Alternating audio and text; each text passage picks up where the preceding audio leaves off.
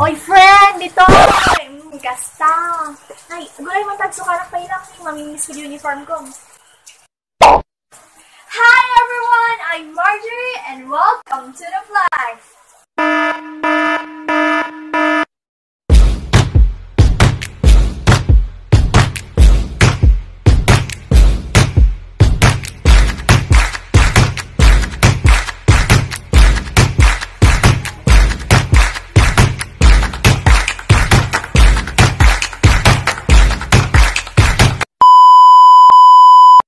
Samahan niyo ako at aking ibabahagi ang aking buhay bilang isang online learner.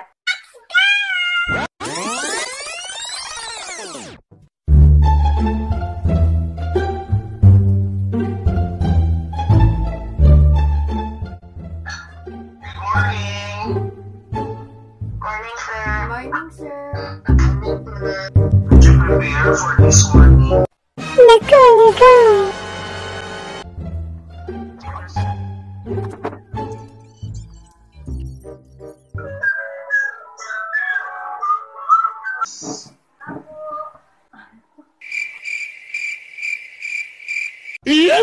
Jamar!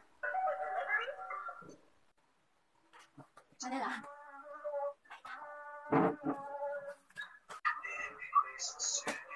Few hours later, hehe.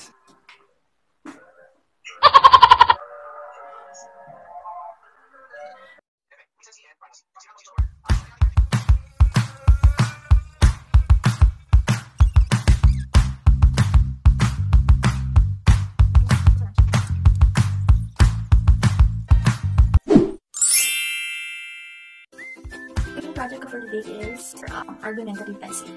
So, yung question, is there a need for a one-day respite after a major exam course? So, let's go. Let's do this.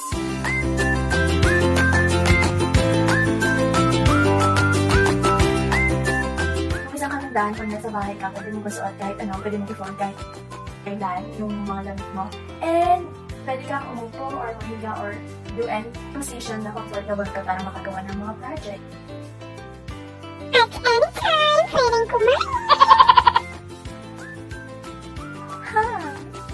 So fresh. Fresh up.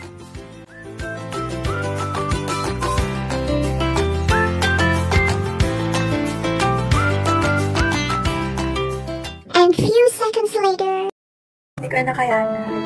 Naantok na talaga ako.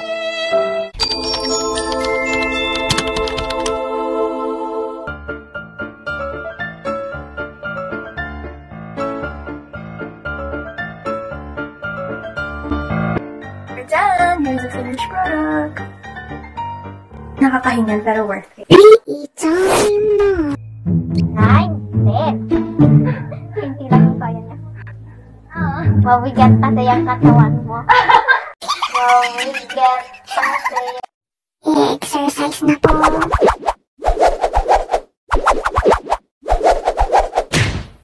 So, kagigising ko, kailangan ko munang huminga ng fresh air and uminom ng tubig. So, let's go!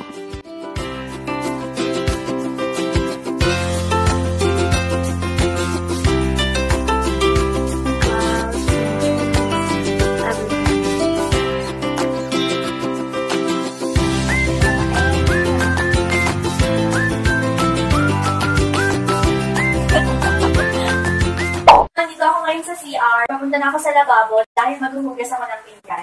Lagi ako hindi naghuhugas ng pinggan kasi pagkatapos ng kumain, papunta na ako agad sa laptop and cellphone. Kaya naman, Mama, para sa'yo to, maghuhugas na po ako. Then, ang kailangan mong gawin ngayon is maghanap ng mga parol. Dahil kailangan namin yun para sa Feast of the Lights. Pero bago yan, syempre, kakain muna ako, ha? Here is my answer.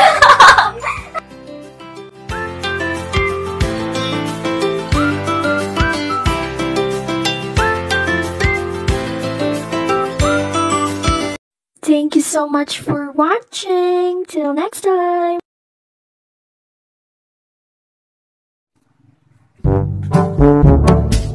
Oy, Papa Nam, online class kayo.